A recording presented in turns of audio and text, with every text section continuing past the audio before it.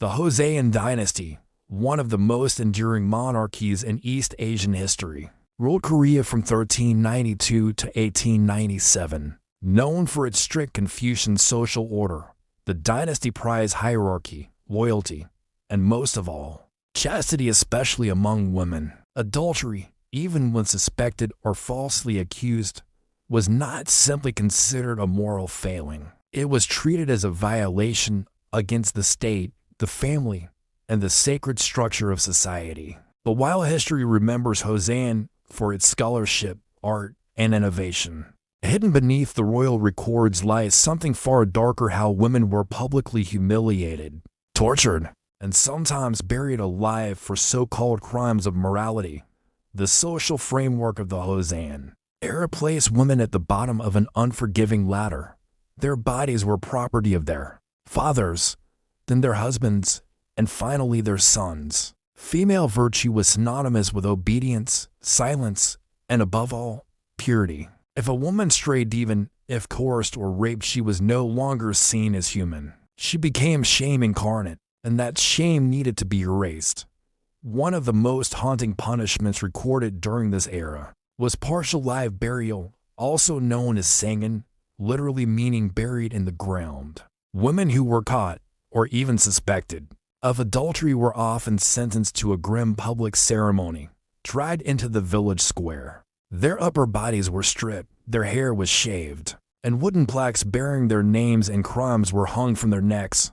These women weren't just punished, they were put on display. Then, they were placed into deep, narrow holes waist deep or sometimes to their shoulders, and the earth was packed tightly around them as spectators, usually from their own village, were encouraged, sometimes forced, to participate in stoning the buried woman. Stones were thrown, one by one, slowly, deliberately.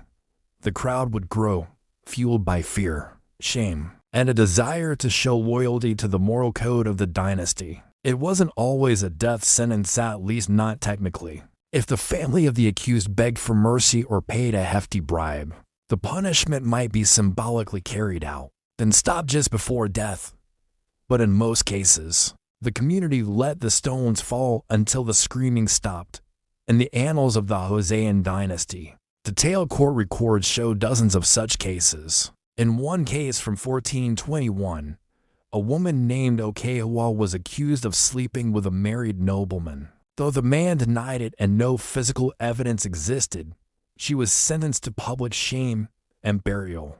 The record coldly notes, the woman showed no signs of remorse and was thus left for the community to complete the sentence. Her name disappears from the archive after that. No one recorded if she lived or died. But what makes this form of punishment so disturbing isn't just its physical cruelty. It's the psychological and social aspect. These ceremonies were meant to teach a lesson, to perform morality in front of the masses. Villagers were ordered to bring their children. Neighbors who refused to attend were marked as disloyal. Women were warned that even sympathy for the punished could be interpreted as guilt by association. Some cases involved forced confession under torture. A common method was waterboarding, in which women were tied to a flat board, their mouths pried open, and ladle after ladle of water was poured into them until they lost consciousness. Once revived, the questioning resumed. These interrogations weren't seeking truth, they were demanding guilt. Another lesser-known form of torture used during these trials was the iron vise. This device clamped down on the ankles or wrists with a slow, crushing pressure, intended to break bone without shedding blood. It was portable, easy to hide, and legal. Sometimes these vices were used in homes by fathers or husbands, before even reporting the woman to authorities. Domestic torture often preceded public justice. Some women died before ever reaching a formal trial. Others took their own lives to escape the shame. The dynasty, however, didn't recognize suicide as a form of innocence. In fact, a woman who killed herself before her verdict was often still buried publicly, a final statement that her dishonor contaminated the entire community. Not all punishments were so lethal. In some cases, women were paraded around the village wearing torn garments soaked in ink or animal blood. Others were whipped in front of children and elders. The most humiliating punishment involved forcing the accused to walk on her knees along jagged rocks, from one end of the village to another, all while being screamed at by guards and mocked by neighbors. What's important to understand is that these punishments weren't random acts of cruelty. They were legal. They were structured, approved by magistrates, and guided by Confucian ethics, which prioritize order above individual suffering. A woman's pain was seen as necessary. Better one person suffers than the harmony of society be disturbed. Perhaps one of the most shocking stories comes from the village of Jeju in 1494. A nobleman's daughter-in-law, only 17 years old, was accused of secretly meeting a man who played the gyeojum, a traditional Korean instrument. When confronted, she denied the charge and demanded evidence. But the village elder declared her eyes had lingered too long on the man during a public feast. That was enough. She was dragged into the square, humiliated, and half-buried. Her own mother-in-law cast the first stone. The record says she died after 3 hours of slow stoning, and the man was exiled to a distant province. His fate, too, remains unclear. Despite the brutality of these events, very few stories made it beyond court records. Oral histories were discouraged. Families who survived such trials often changed their names, left their towns, or destroyed all belongings of the condemned. The shame followed them for generations. The Joseon Dynasty's legacy includes incredible contributions to philosophy, science, and governance, but its dark underbelly must not be ignored. Behind the palaces and poetry lay courtrooms that crushed people, especially women, under the weight of expectation and fear. There were, on rare occasions, women who tried to fight the system. In 1513, a woman named Jeongbi, the daughter of a low-ranking official, was accused of adultery after her husband found her speaking with a traveling merchant. She was arrested and sentenced to public kneeling followed by partial burial. But Jeongbi did something no one expected. As she was being dragged to the punishment site, she screamed, not in terror, but in protest. She shouted her innocence. She denounced the officials who condemned her without evidence. She begged the crowd to remember her name and her face. Records show the spectators were stunned into silence. A few even turned away, but the sentence was still carried out.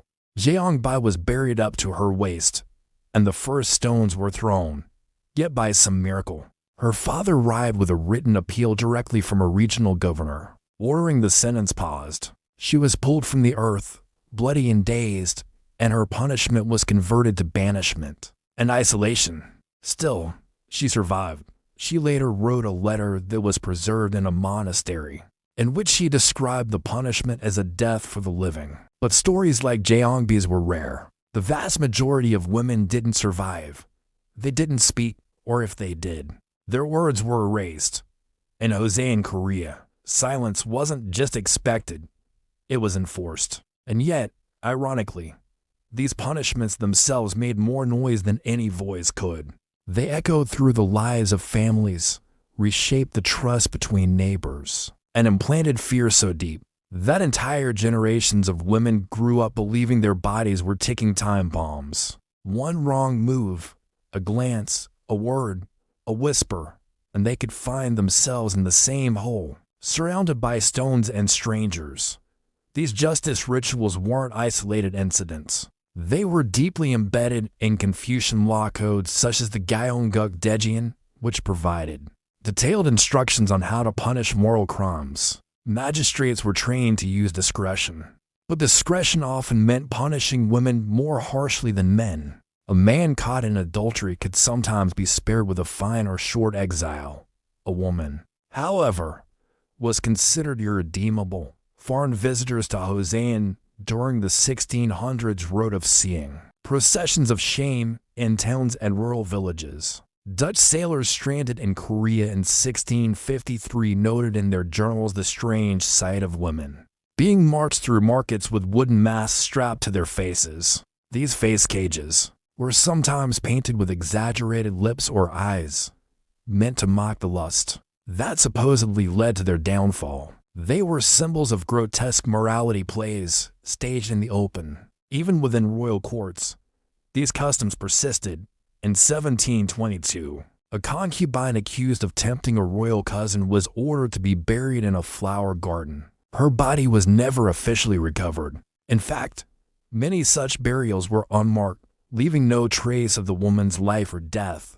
The use of public stoning as community involvement blurred the line between justice and mob violence. Children were encouraged to participate in mock trials, where dolls representing immoral women were buried in the dirt and stomped. It was a form of generational indoctrination, teaching from a young age that a woman's value was tied to her silence, her submission, and her survival. Punishment for women wasn't only external. Some methods inflicted pain internally. Records describe heating iron rods and inserting them near the genitals, a method meant to purify the woman from within. These tortures were rarely discussed in public but were known among interrogators as the cleansing flame. The symbolism was grotesque, purging sin through fire, even if it destroyed the body. Another method, less common but still recorded, involved parading women through the village while carrying buckets of their own urine or feces. This was symbolic punishment, forcing the accused to be identified with impurity and shame. The buckets were often knocked over, intentionally during the procession, drenching the woman and making her further despised. Shame wasn't just a result of the punishment, it was the punishment. Some women who survived wrote letters or poems after escaping punishment or exile. These are rare and powerful. One fragment, attributed to a woman named Seoyin, reads, "I did not die in the ground, but I am buried all the same. They left me no name, only echoes of the rocks." It's chilling how these voices survive despite efforts to erase them today. Historians and cultural researchers in Korea are working to recover these forgotten stories, many of which were buried, both literally and figuratively.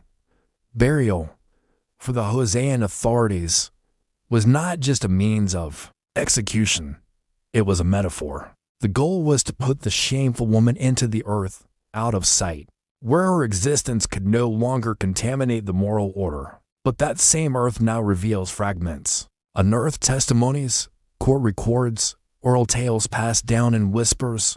In modern-day Korea, memorials to such victims are rare, but some local temples preserve scrolls or monuments hidden from public view. The silence still lingers, but every rediscovered name, every retold story, chips away at that silence. The women of Joseon were more than statistics. They were mothers, sisters, poets, and daughters.